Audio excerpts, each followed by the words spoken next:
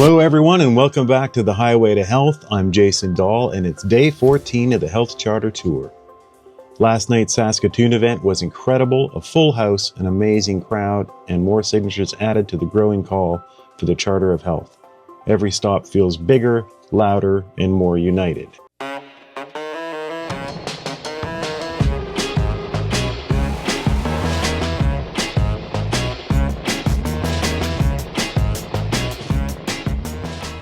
But as always, the adventure continues, and with an old VW van, you never quite know what's coming next. So the big story this morning, the world's greatest health van caught a flat tire, and of course, because it's a classic, tires aren't exactly off the shelf. Sean and Teresa went to one shop that couldn't do the work, then swung by the printer to pick up more postcards, and that's where fate stepped in. The printer said, go down the road to Empire Auto. So what's happening, Sean? So what's happened is we were going to pick up some more postcards because we're using so many on the event, and noticed that the van is not level on the trailer, flat rear tire, passenger side. We go to Cal Tire and ask, can you guys fix it? Well, in November, but we see when the guy's putting some air in it that there's a screw in the tire. So when we were in Lloyd driving the van, we must have run over a screw. So we're at Empire Tire, and they're closing in about 10 minutes, and they're just seeing if they can quickly put a plug in. Not the best fix, but hey, we'll take what we can get as we march towards Ottawa. The bumper sticker on the back of the van says Ottawa or bust. Huh. And it seems to me that it's, we're getting pushed on this one. Enter Derek, our hero of the day. He took one look, said, yeah, I can fix that.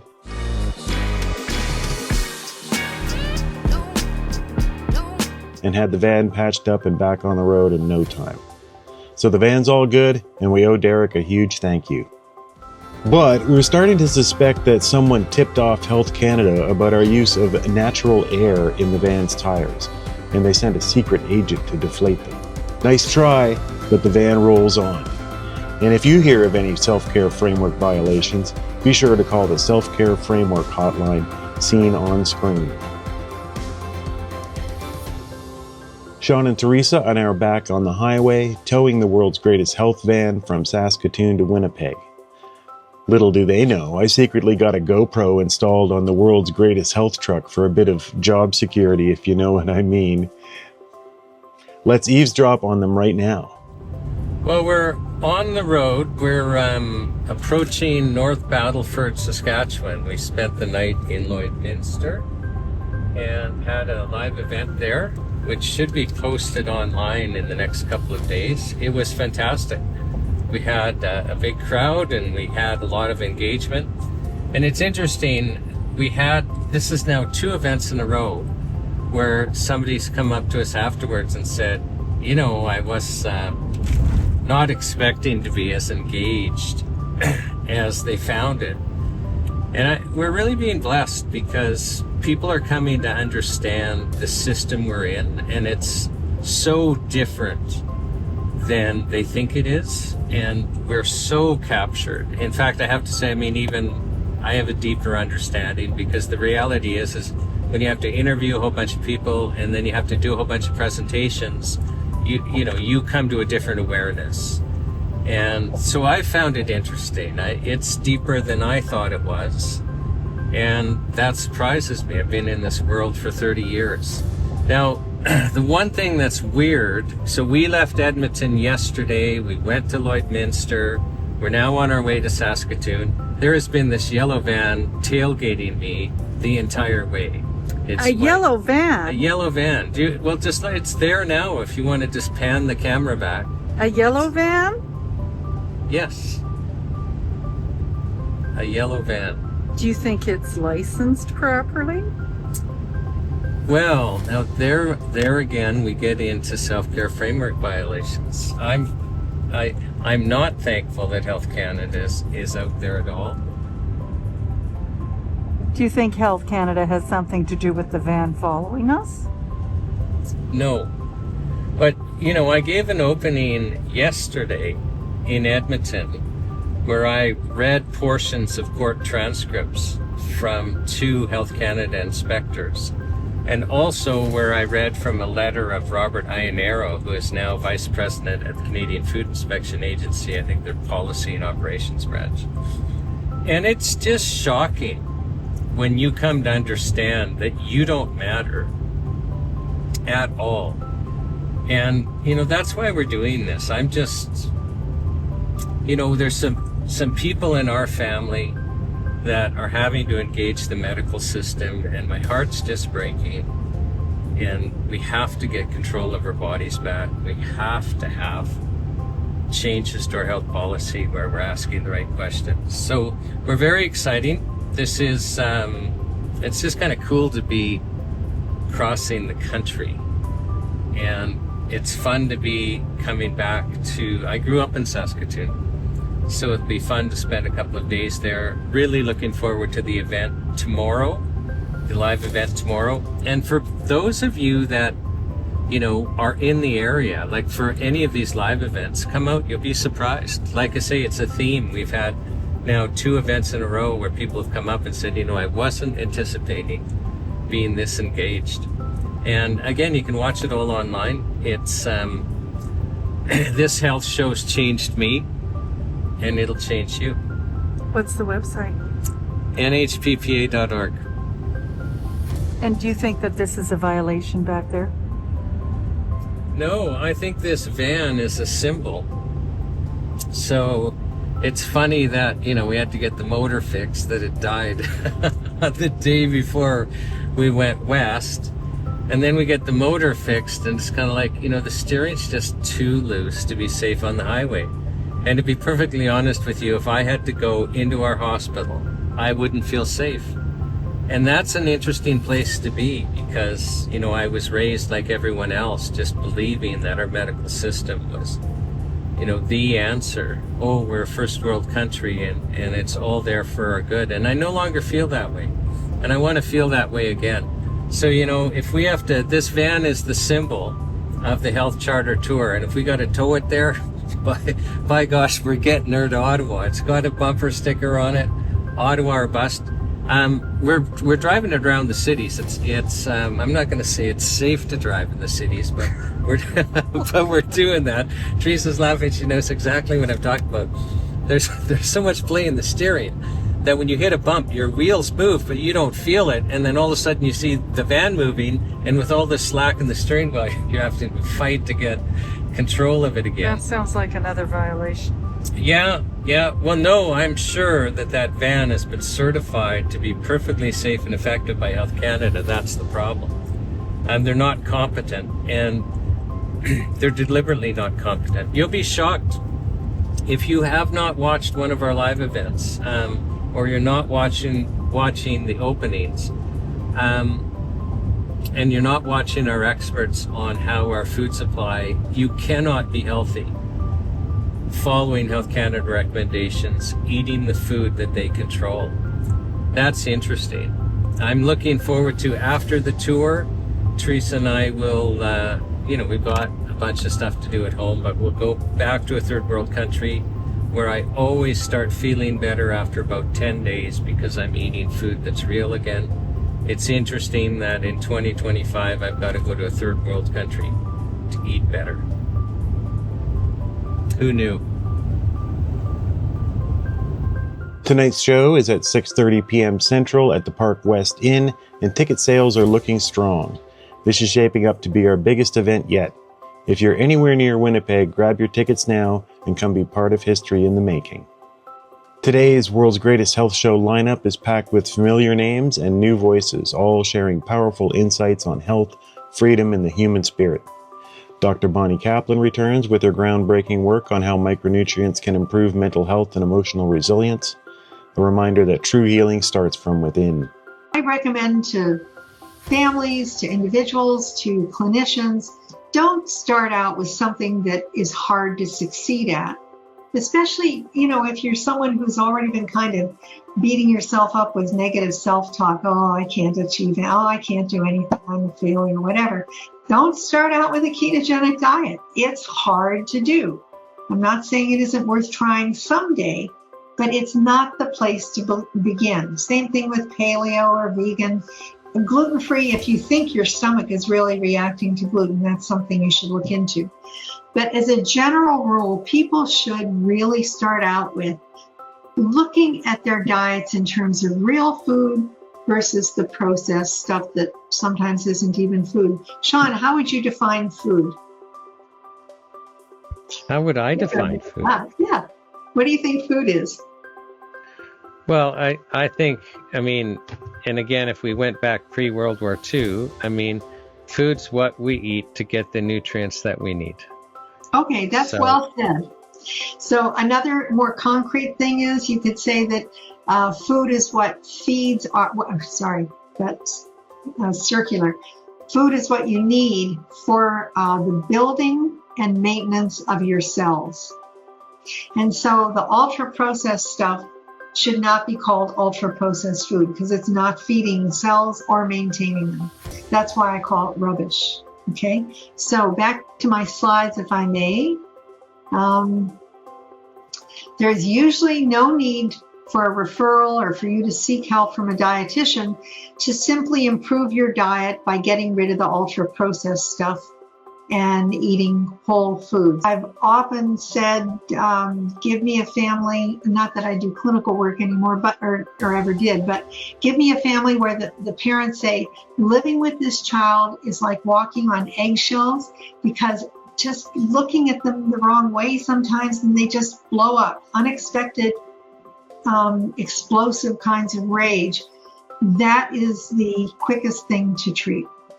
And the most likely set of symptoms to get better. And what's interesting about that, Sean, is those symptoms are transdiagnostic. Bruce Pardy, legal scholar and defender of individual rights, takes on the deeper question of liberty, why personal health freedom must be protected in law, not left to the shifting whims of regulation. The problem with all constitutions, and for that matter, all pieces of written law, is that they are written in words. And words contain ambiguities. And the job of interpreting those ambiguities belongs to the courts. So you look at the charter and it says, you have a right to free speech. Okay? Nobody knows what that means. You can't tell what right you have by reading those 9 words, whatever they are. Because embedded in those words is a line somewhere. Right? So the example I like to use is if someone goes up to you on the sidewalk and says, you give me your wallet or I'm going to run you through. Okay? That's speech. But it's not protected under the charter. It's an assault, a criminal offense, and probably should be. But the charter just says right to free speech. So the content of that right is provided by the court. And the courts give all these things the meanings that they prefer. So I like to put it this way. Our rights are not governed by the charter. They are governed by the court. The meaning, the limits, the boundaries, the content of the rights is determined by the court, not by the document. And so the court has the power to give or take as it sees fit. We are subject to their power now. And so we call them rights because we're supposed to be guaranteed them. They're supposed to be lines that the governments can't cross, but where the line is, up to the court. Mm-hmm. So you might as well call them privileges. Well, that's how I characterize it. I mean, you've mentioned Section 1 of the Charter, and just so people viewing understand. So, the Charter lists a whole bunch of great rights, like, freedom of speech. But Section 1 basically allows the government to argue, well, yes, but in some circumstances, we should be, given a pass. Court should say, no, you're justified in restricting those rights because it was, in the public interest, basically. And I mean, it seems to me, and the intention of the Charter was to take the decision-making authority over our own bodies back from the state. And actually, for the very first time in our history, vesting it in the citizen. As odd as that sounds. Yeah. Like Bruce. Yes. Right. Yeah. So maybe this is a good place just to talk about informed consent for a minute. Because Yeah, let's do it. People think that they have the right to informed consent, meaning, I think, that nobody can do anything to them unless they have given a consent which is informed, properly informed. And if anything else happens, then the person who does this to you, whether it's a doctor or a nurse or whoever, is going to be liable. And actually, that's not what informed consent means. It's a much less stringent protection than that, right? So we have this proposition that nobody can touch you without your consent. Okay, so if you don't say yes in words or in actions, then if they touch you, then they're in trouble because it's a battery. But when you move to the medical context, yeah. Now, if the doctor conducts a procedure upon you without asking you, then same thing. It's a battery because you didn't say yes. But let's say the doctor comes to you and says, I want to give you this medicine, or I want to do this operation, and says, here's why I want to do it. And they give you information that is completely incorrect. Okay? That is not now within the realm of battery. That is now going to be a negligence case. And the difference is this. If they've given you information which turns out to be incorrect, but again is reasonable information given by a reasonably competent practitioner, because all the other reasonable doctors thought the same thing, then you can be given incorrect information and you can consent to it, and something can go wrong. Nutritional News Flash returns with Eric Clegg and Roseanne, bringing you natural health headlines and practical wellness tips, short, sharp, and always relevant to the moment for informed choice. Okay. We're stuck on a desert island. Beautiful sunshine, sandy beaches, Right. fresh water stream. But there's only 3 food options. Mm-hmm. So I'm wondering what they would be to keep us alive and healthy. And the second part of the question, since you'd probably be the chef, would you share? I would definitely share. So yeah, we can answer the second part first. And as far as being on a desert island, so we would hope that we were, in some type of tropic, so it would be warm where we were, and we would have to learn how to catch fish some way, and that would probably, rather than if you think about hunting, I'm not sure about, how that would go, but I think it would be much easier to learn how to fish, and fish could supply our protein needs if they were, fish that some fish are supply fatty acids that we need, so that would be even better. So definitely fish would be the main source of protein for us, and then I would probably go to, hopefully there were some coconut trees. Mm-hmm. And besides that, coconut has like its fruit and its meat inside. It does have also something that you could drink, and that. Dr. Zoltan Rona, one of Canada's leading holistic physicians, discusses longevity, preventative health, and the importance of keeping natural remedies accessible for everyone. Mary Catherine brings warmth and clarity to the discussion of wellness culture, reminding us that compassion and awareness are at the core of real health. Dan Cooper shares his expertise on integrative medicine and the practical ways Canadians can bridge natural and conventional care. Might have never been to a chiropractic doctor. They may not understand, what the practice of chiropractic medicine is.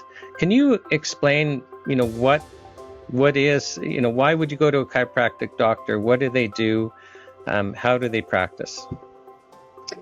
Chiropractors themselves get into chiropractic for a bunch of different reasons.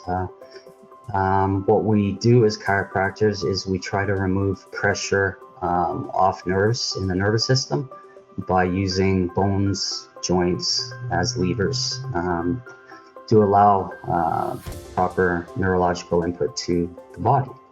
So if you have like a garden hose analogy and you have a kink in the hose, that water is not going to be able to get through to the end organ where it needs to be.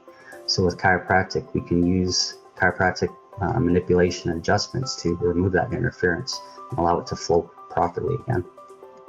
My message to Ottawa is to really stop and think about what it would mean to, us as practitioners that,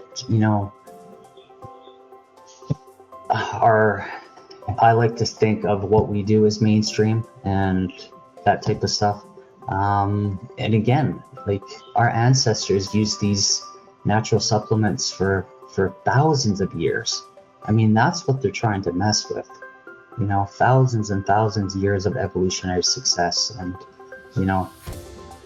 really stop and think about what that would mean in the long run if we already have a pandemic of chronic disease, and, what's that going to do if we don't have access to these natural supplements. Jane Pritchard offers a heartfelt message about perseverance and self-trust in the face of adversity, connecting the personal story to the national cause. And the oncologist is encouraging you to do chemotherapy. But you asked some really good questions, and they seem to be questions regardless of the treatment. They're important to ask. So you were being asked to do chemotherapy so that not to treat your cancer, but to prevent cancer from coming back. So you were a case where they were expecting that the surgery would deal with the cancer, but this was to prevent cancer coming back. And can you share with us the questions you asked? Because I think these questions should always be asked, just adapt them to your situation.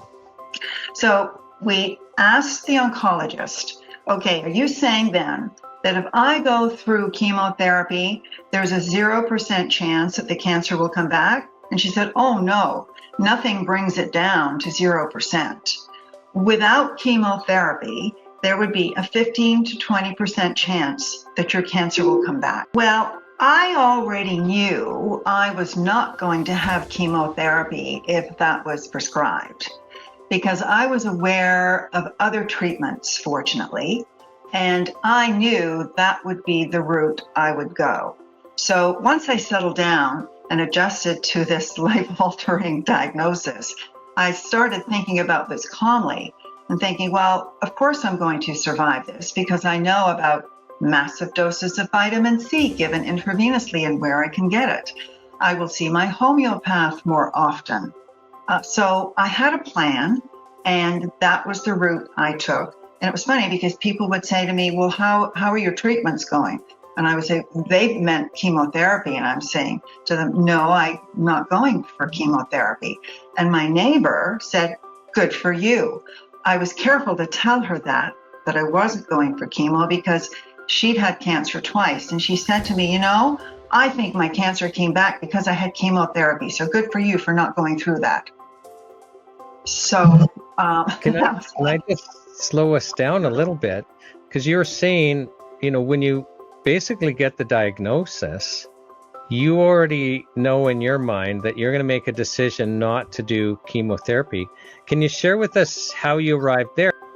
Eldon Dahl, founder of Life Choice Canada and longtime advocate for quality standards in natural products, speaks about the industry's responsibility to lead with integrity and the government's duty to stay out of the way. Would it be fair to say that there's kind of a fear in the natural health industry, so manufacturers and the like, actually speaking out publicly about Health Canada and some of the things they do?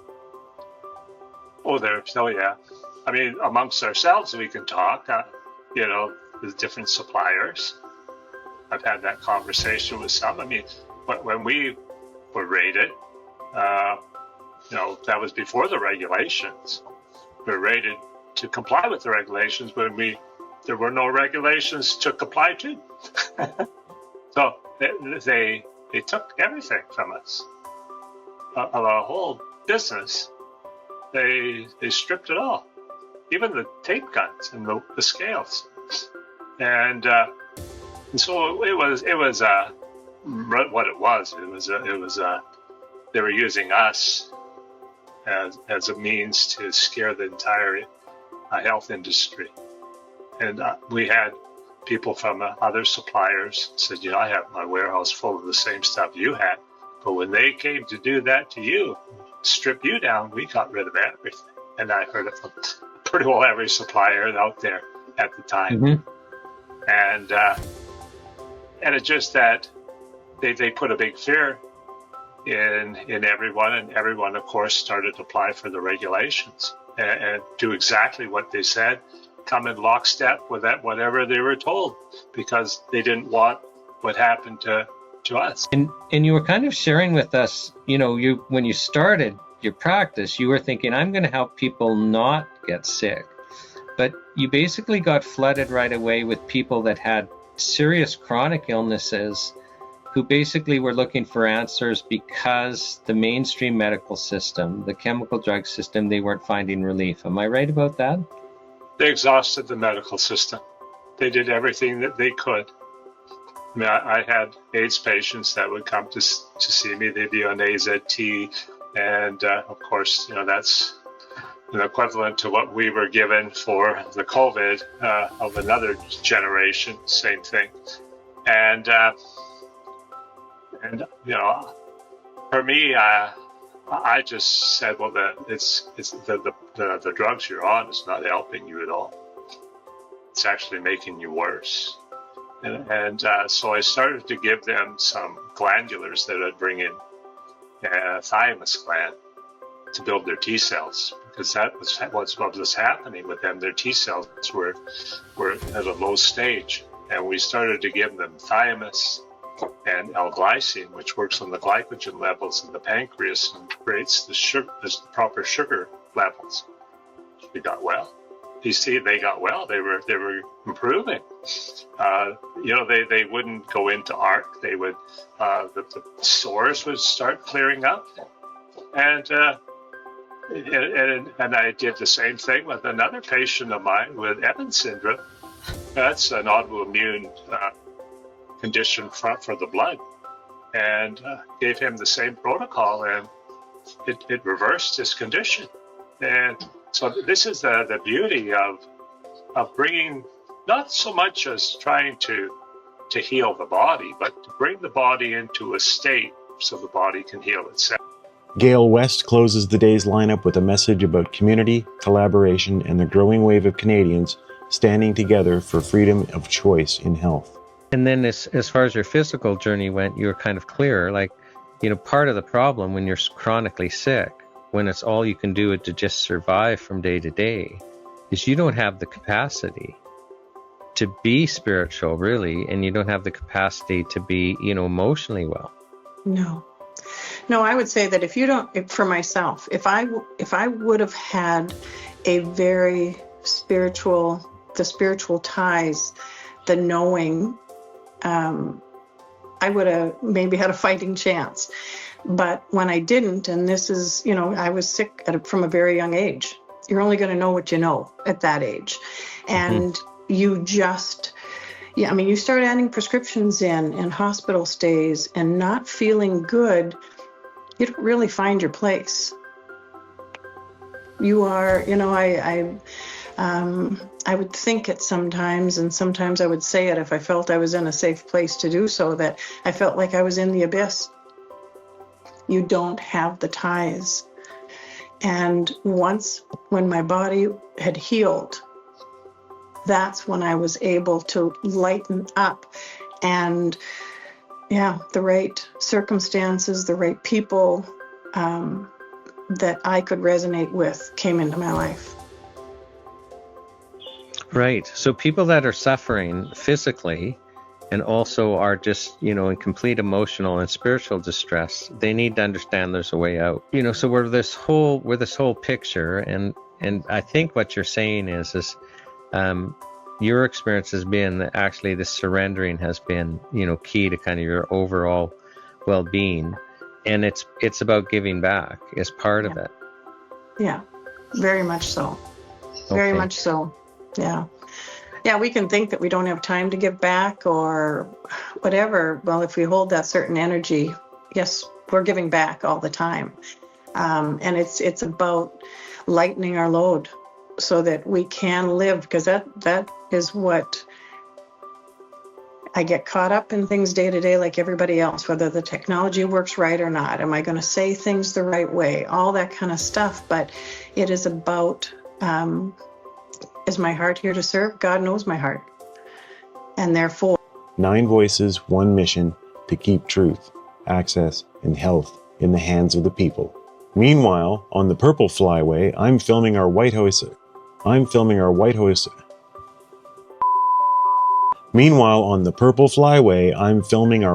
event today at 4 p.m. Pacific at Euphoria Health Studios, 308 Wood Street in Whitehorse. This is one of the coziest wellness spaces in Yukon, complete with healthy smoothie and kombucha bar, plus some amazing organic homemade food. It's going to be an uplifting and delicious afternoon, so make sure you tune in when this airs. Tomorrow marks the start of our Red Highway with its first event in Charlottetown, PEI, at the Root Cellar, a live taping that kicks off the East Coast leg of the tour. Then on October 19th, the Blue Highway launches in Quebec City with 2 events at Avrel's Supermarché Santé, spreading the charter message en français. At the same time, Sean, Teresa, and the world's greatest health van will be driving east toward Ontario for the next live show on October 21st in Collingwood. Every highway, every city, every crowd, the momentum is building, and the charter of health freedom is rolling stronger than ever. Well, that's it for today's update. From flat tires to full houses, this tour just keeps proving that Canadians are ready to stand up for their health rights. Follow the journey at NHPPA.org, join the tour, and catch all our live streams at NHPPA.org/live. I'm Jason Dahl, and this has been The Highway to Health, Day 14 of the Health Charter Tour. We'll see you tonight from Winnipeg, and for those of you in Whitehorse, I'll see you in just a few hours at Euphoria Health Studio. Keep it healthy, keep it free, and keep it rolling.